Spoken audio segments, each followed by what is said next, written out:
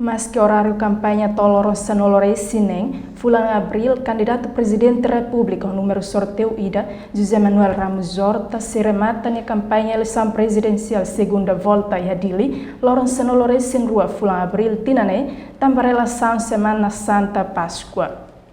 Campanha eleitoral final da eleição presidencial segunda volta, o candidato presidente José Manuel Ramos Horta se halau edili terça-feira semana ne. Relaciona a campanha lorong ikosne, partido CNRT husuba militante no apoiante sira, atau disciplina na fati hodi evita provocação. Tu irmai declaração secretário-geral partido CNRT, Francisco Calboadelai, ba jornalista sira e a sede CNRT segunda-feira semana ne.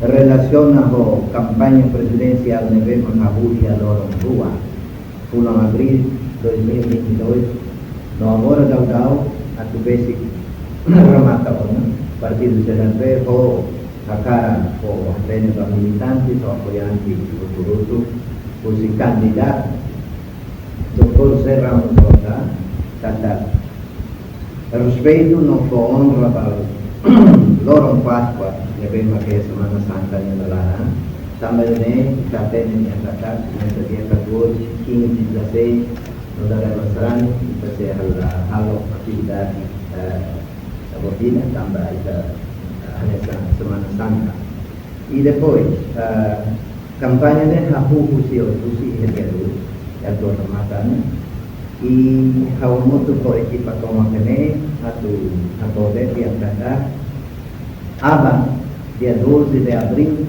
2022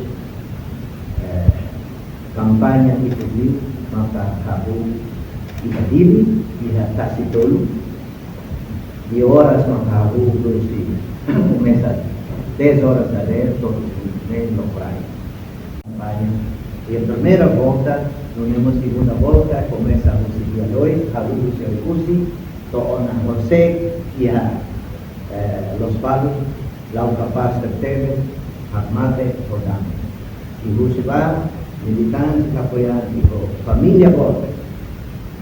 Y todo esto debemos apoyo al doctor José Ramos Horta, tem que disciplina, a dominar una parte, evita provocação e estamos la verdad violencia. Por mí, ameaçou da liberdade. Pai todo agradece para ele, não temos justo e exerce na parte do direito e agora o salão residencial por abrir a turma. Que tal uma volta para número 1, Dr. José Ramos Horta.